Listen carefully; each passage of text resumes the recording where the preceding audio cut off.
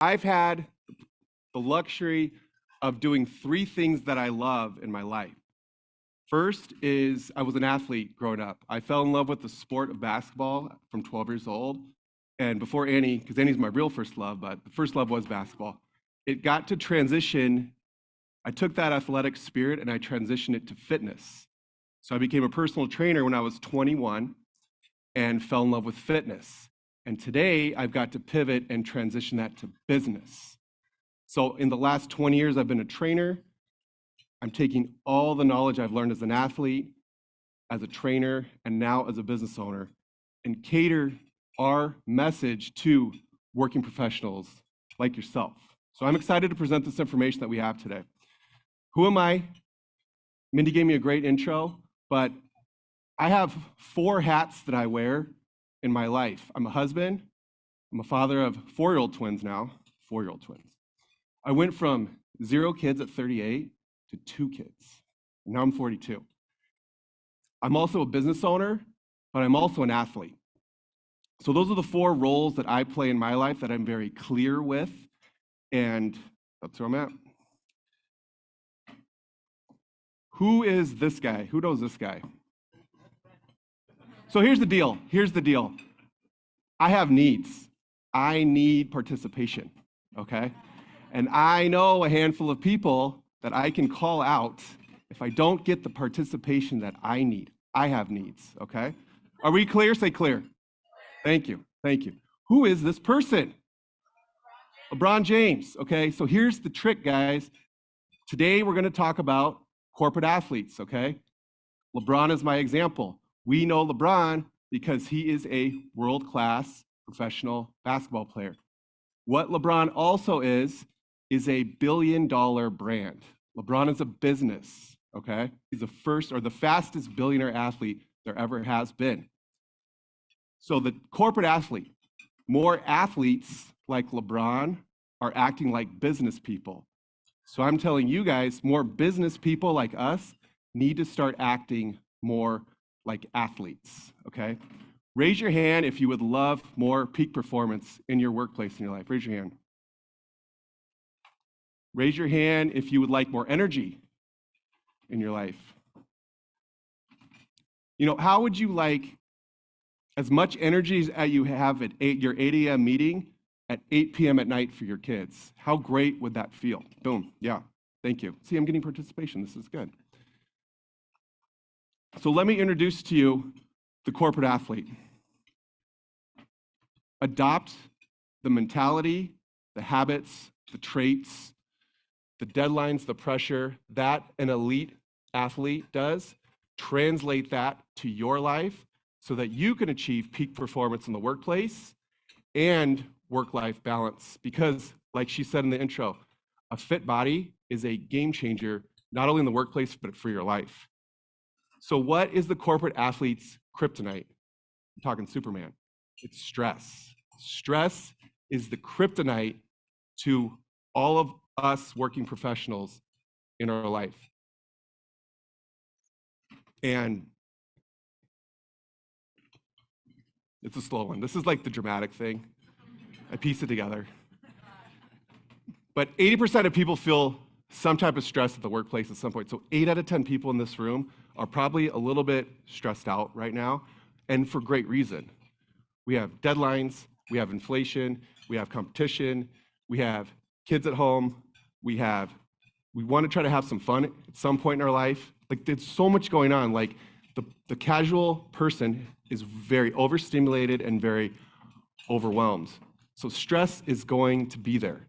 But it's like, don't think about how to fight against stress, but how do you work with stress? Should I turn this down? Too much mic. So, what do we do when we try to battle stress, guys? What's the typical way we battle stress? We encourage constructive venting, we tweak culture, we teach problem solving, we monitor workload, we maximize opportunity, and we do surveys. A very cliche, traditional, casual way of battling stress. But if 80% of people are stressed, and these are the things we're doing, if it's broke, it's probably time to what? Fix it. Thank you. So today's topic is how is a corporate athlete manage stress and wellness. This is our 101 masterclass on how to manage stress in the workplace.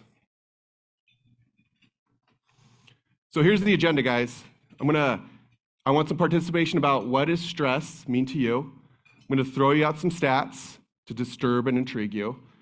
We're going to talk about some sustainable solutions, because anything that Annie and I deal with, it's got to be sustainable. If we're going to do something, if it's important enough, it's worth doing every day. So we're going to talk about lifestyle sustainable solutions, and then we're going to break down the big 5 on how to win the battle against stress. And there's a couple of secret things I want to do too, is we will stretch today, okay? We're going to stretch, you're going to get out of your chair, we're probably going to stretch a little. And then there will probably be some time, because I got to talk to Montgomery this morning, and I want to do a little Q&A. I want you guys to think of things, anything exercise, anything nutrition, anything accountability or mindset related that you can throw at the end so we can do a little Q&A. That would be a home run for me. Does that sound good? Good. So, are we even stressed?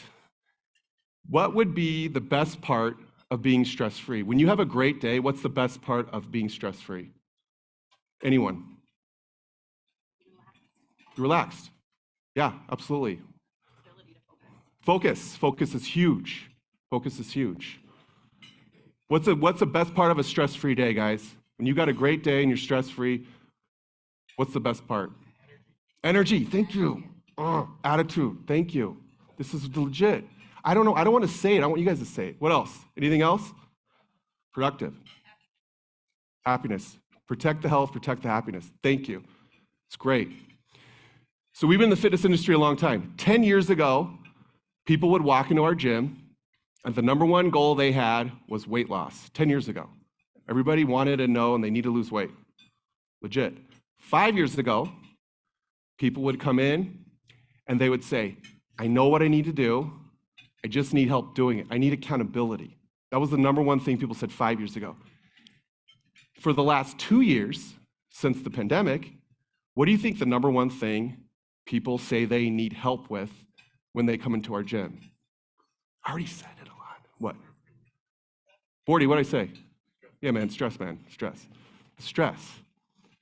So let me ask you this. What are the costs of being stressed? What is impacted when you are stressed? What's the worst thing about stress? If you have a really stressful day. Irritable, fatigue. Take it on your family, man. Big time. Anybody else?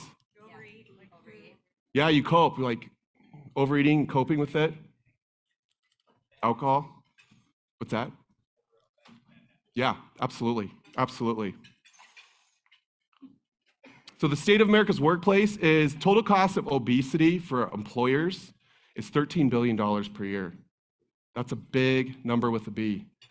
Every dollar invested in employee wellness programs, they can actually yield a 4% return. So there is hope by taking control of health and wellness. And then 75% of Americans fail to get the recommended daily activity. So corporate athlete, guys, think like a CEO, train like an athlete. And what I mean by CEO is you are the owner of you. You own your decisions, you own your life, you own your habits. Take ownership of who you are and what you can do. That is my definition of a CEO. So think like you are the boss of you, and then start training like the athlete that you can be. So we've all heard of Maslow's hierarchy of needs. This is the hierarchy pyramid of that. Psychological, safety, love and belonging, esteem, and self-actualization. Well, we have the stress management hierarchy of needs.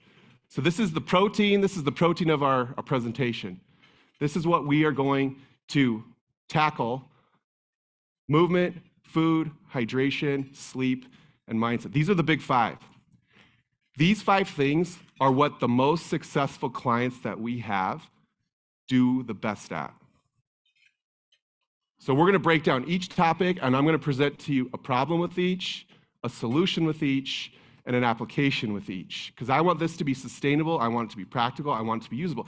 Because, you know, they didn't just bring me here in January by coincidence. It's kind of a nice way to get a fresh start on your life.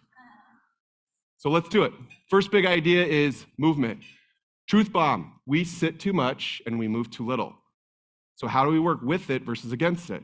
Because sitting's not gonna go away. But here's the scary stuff about sitting. This is a wild stat. You guys are here, and let's say you go do a hot yoga class at lunch after this, or you go for a 90-minute run or 60-minute run, which you're not. But if you sit 10 hours a day, it can cancel up to 90% of that 60-minute workout. So people try to outwork a bad diet. They also try to outwork a bad over-sitting kind of thing. And did you guys ever remember that study? It was a few years ago, sitting is the new smoking. This is one of the stats they said. Every hour that you sit can cost you up to 2 hours of life expectancy. And it's not the sitting, it's because we're sedentary. So how do we combat being sedentary? Here's the solution. Best practices to combat the chair. For every 30 minutes you sit, you can level the playing field by doing 3 minutes of moving. We can park farther. Parking farther is good. You know the funny thing, the memes? The people that fight for the front parking spot, but they're going to the gym? It's so funny, right? Park farther. Stairs over the elevator, and then power lunch or walking meetings. Like, think how you can build more movement into your day is one way that you can combat the chair. All right, so we gotta stretch. We gotta stretch. Let's do an easy one, okay? I got a laser pointer, where's my thing? Do the second one on the top. Take your knee and put it over your opposite, or take your ankle, put it over your opposite knee, okay? Guys, our back isn't stiff or tight because it's our back, it's our hips, okay? So this is the most convenient, accessible, effective hip stretch you can do in a chair. So sit up nice and tall, as tall as you can, so you can't use it in the back. Puff your chest up, right nice and big, squeeze your belly tight, and now take your hand on your knee and push it down, and just keep breathing. So if you feel a little pull, that's a good thing. Breathe into that pull and try to release it through the exhale. So breathe oxygen into the body, feel the stretch, release the oxygen out of the body. And let's switch sides. You could do this while you're answering an email, looking up Instagram, texting somebody, you can still do that. You want to try to get that knee or that shin parallel to the floor. That's the goal.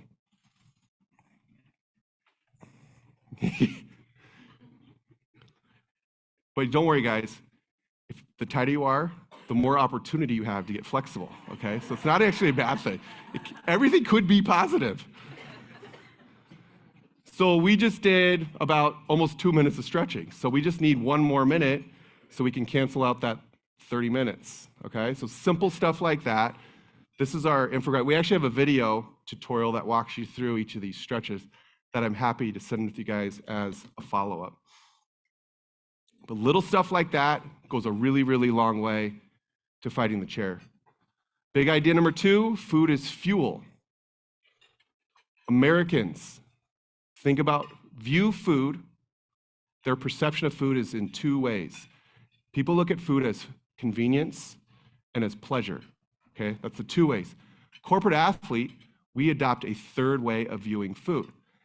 I want you to start looking at food as a health and wellness meal, because food is quite literally fuel. The definition of calories is a unit of energy. That's a definition. So when you start thinking about food, try to envision a health and wellness meal. I'm gonna build that health and wellness plate for you right now. But here's the problem. As food tastes better and gets more convenient, people start sourcing it out because we get busier and we get stressed, we don't have time, and we don't have energy, and it's just a slippery slope. So the stats show that people just keep eating out more and more and more. That's one reason why people are in the situation that they're in. So here's the solution, okay? A health and wellness meal has 3 things. It has the macronutrients, the proteins, the carbs, and the fats. That's what we look at a plate. When somebody walks into our office and we're doing a nutrition coaching session and somebody gives us their food diary, We look for these three things every time somebody eats. Protein, it sounds weird, but think of it, they have eyes. It's a fish, it's a chicken, it's beef, it's seafood, it has eyes. Animal protein, that's our definition of a protein. Yogurt has protein, oatmeal has protein, granola has protein, but we're looking for animal protein for our health and wellness corporate athlete meal, okay? Carbohydrates, carbs are not the devil, okay? Especially when you think vegetables and fruits. Carbs are sugar. Sugar is glucose. Sugar's not bad. Too much or added sugar or artificial sugar is where it gets tricky. But think of carbohydrates as fruits and vegetables, as a health and wellness meal as corporate athletes. And then fat. Fat doesn't make you fat. Think fat as Mother Nature, okay? It's nuts, seeds, and oils. My three favorites are coconut oil, olives or nuts, avocados. When Annie was pregnant, I'm like, oh my God, I'm gonna teach the kids how to do it right. I ate like an a-hole growing up. I was super 80s and 90s. Like, my mom was a yo-yo dieter. She just didn't know how to do it. But we were skinny, we could do whatever we want. But I'm like, I'm gonna set these boys up right. And the two foods that I wanted them to just love was sweet potatoes and avocado. And they love it, so it's great. But food is very important, okay? Why should you care about protein? Because protein feeds every living organism in your body. It's not just for muscles, it's for your bones, it's for your hair, it's for your skin, it's for your eyelashes, it's for your nails, it's for your lungs. And I did a quick search on Google 2 weeks ago for a client, and I said, what are the big challenges with nutrition? And it was like magnesium deficiency, iron deficiency, but it also said malnourishment of protein. So the general population just isn't eating enough protein. So we're malnourished in protein, and everything in our body needs protein, so we probably should eat more protein. Carbohydrates, think of it as more nutrients and less sugar. When you look at a vegetable, when you look at a fruit, yes, it has sugar, but it has much more nutrients. That's what you're looking for to win. And then fat can actually burn fat. So when you eat more macronutrient fat, you're teaching your body how to process it, how to utilize it, and bring it out as energy. So increasing good, healthy Mother Nature fat can help you turn into a fat-burning machine. So here's an application. Let's deconstruct the McChicken, okay? You order a chicken sandwich, you minus the bun, you add a side salad, plus some fruit, bada bing. You have a corporate athlete McChicken salad. It can be that simple. Big idea number 3, water. But don't just drink water. I want you guys to think about hydrating. The purpose of drinking more water is not just to drink water, it's to hydrate your body because we're dehydrated. And in the 20 years that I've been doing health and nutrition, dehydration is the #1 anti-aging food out there. So fighting dehydration can almost fix damn near anything. Hydration is also responsible for a host of other things, your brain, your mood, your heart, your energy. So we said energy, we said mood, stress, probably need some water. And then hunger doesn't always mean food. A lot of times it means that we need hydrogen plus oxygen. Best practices, how to hydrate. So drink water, but also think, how do I hydrate? Muscle holds the most water. We want muscle, so we need more water. But it's all about electrolytes. So the 2 big ones that I've highlighted is sodium and potassium, because it's not, you've heard of water retention or retaining water, or I'm not drinking enough water, or I'm dehydrated. You need sodium because it pulls water out of the cells, and you need potassium because it drives water into the cells. The magic is the rinsing of water in and out of the cells and the tissues and the muscles. That's how you become hydrated, and you get all the benefits of hydrated.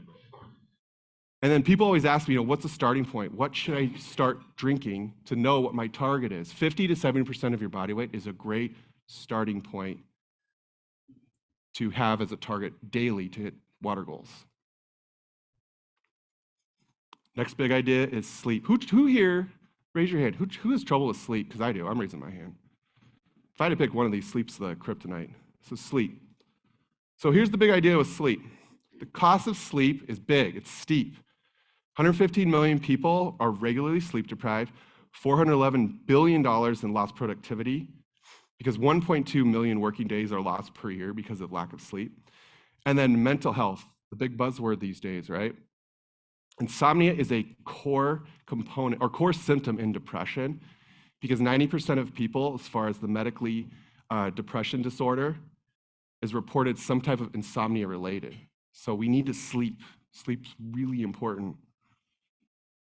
I would argue that sleep is more important than food for health or for how you want to look too. But here's some best practices of sleep. This is the stuff that I've learned to help combat sleep. But think about a PM routine more so than an AM routine. Everyone's all about waking up early, crushing the workday, 5 a.m. club, getting your workout done. But then we stay up late and run the computer and run these blue light. You got to think about how you go to sleep is how effective you will sleep, okay? So think of a PM routine first. Think back to basics. Treat it like your kids. Have a bedtime.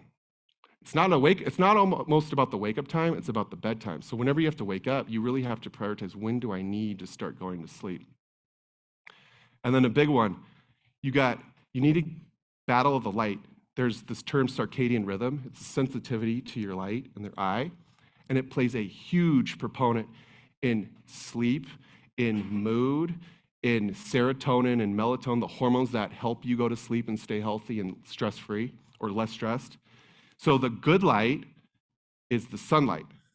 And now there's some phototherapy where you do red light, there's the infrared light, saunas and all that stuff. Those are good lights too, but try to get the best sunlight to the eye the earliest you can in the morning. That starts the sleep process from the time that we wake up. That's when you start the sleep process, is getting sunlight to the eye. And then bad light, the blue light, phone, the TV, the screens. That is what disrupts the sleep and really sets you up for a bad night of sleep. So minimizing the bad light, maximizing the good light, that's gonna be a big game changer for your sleep. And then believe it or not, I'm a cold shower fan. I know it's like a really poo-poo word for people. It's really uncomfortable. But even if you hate cold showers, I would dare you to do this hot-cold at night, where you do like 10 seconds of cold, 30 seconds to a minute of hot, and you kind of alternate, because what it does is it trips your circadian rhythm at night, and I swear to you, when you're done, you feel like you just came out of a spa. You're like, but it just relaxes everything. It manipulates your hormones and your blood circulation for the win, and it really does help roll you to sleep. So those are some hacks for sleep. Designing a sleep-friendly room, that's the application for sleep. Here's some pro tips. Dimming the lights. Your room should make you feel relaxed, so colors and temperature make a big deal. How you position the room. A cool room, choose pillows and mattress that make sense. Reduce noises, and then surround yourself with scents like lavender. Stuff like that does help make a difference. It's not the cure, but it's definitely a promoter for better sleep. So I just solved all your sleep problems. Isn't that great? It's great. Now we're going to sleep like babies, right? Or teenagers. You don't sleep like babies, you have to sleep like teenagers, right? Because babies don't sleep that good. Because I had twins. I didn't sleep for like 3 years. Here's my favorite example. The last big idea is your health account. People use the term health is wealth all the time. Health is wealth.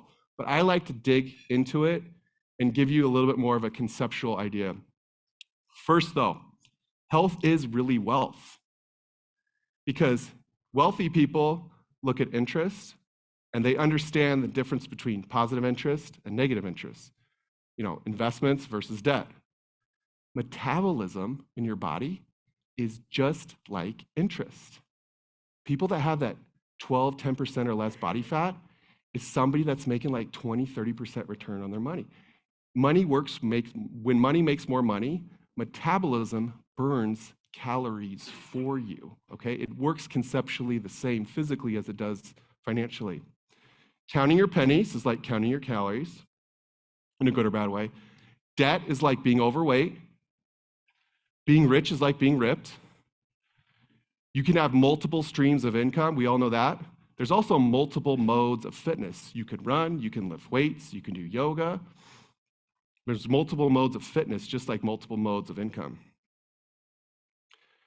And then it works in the opposite way. Debt, like being overweight, is 80% of America is in debt, some kind of debt, and 73% of America is overweight. That's weird. There's an average of $39,000 in student loans, and there's 42% of people that are obese. And then there's 157 million Americans in debt, and there's 130 million Americans that are diabetic or pre-diabetic. That's weird. It's too coincidental. Because why? Money is emotional and health is emotional. And conceptually, we kind of do the same things. And same thing with the rich. On the positive side, there's 20 million millionaires, and 23% of America works out. There's 2.4 multi-millionaires, and there's 2.7 people considered in good shape. 41% of Americans have a savings account, and 41 million people work out more than twice a week. And same thing, multiple streams of fitness, multiple streams of income. So here's the magic. The magic's in the mindset, right, guys? Corporate athletes look at their body like they look at their business. And they think of deposits and withdrawals in a bank account. Your body is the same thing. How we look, how we feel, and how we perform are nothing more than an account balance. It's our health account balance. So if we have a $10,000 body, but you want a $100,000 body, what you would do financially to raise that bank account balance, conceptually is the same thing you would do with your physical health account balance. You know, if people don't want $1 million body, they don't want $1 million, that's okay. But if you want what you are, you can build to that. So we're going to talk about deposits and withdrawals. So this is how you can build your physical bank account. Here's 3 tips that we already talked about. But get adequate sleep. Again, I would argue if you're eating super, super healthy, you can get more results if you did get more adequate sleep. So think of a PM routine over an AM routine. 7 to 8 hours per night is a good starting range, and then lose the electronic devices and relax. Drink enough water is another way you can build a lot of deposits in your physical account because it helps fight off hunger, creates clear skin, and it helps you stay fresh and alert. Just by drinking more water, you can combat more. And then eating whole foods, okay? Those macronutrients we talked about, it's full of vitamins, it's packed with minerals, and it reduces risk of the future disease. This is how you can drain your account. These are the withdrawals. Same thing, not enough sleep, no bedtime, you're not in a routine, you use your phone and your TV too much, not enough water. Dehydration is the root cause of all aging. And then think about it too, like oil in your car. When your check engine oil light goes on, you make an appointment, you prioritize your schedule to get the oil change because you don't want your car to break down. But oil in the car is like water in your body.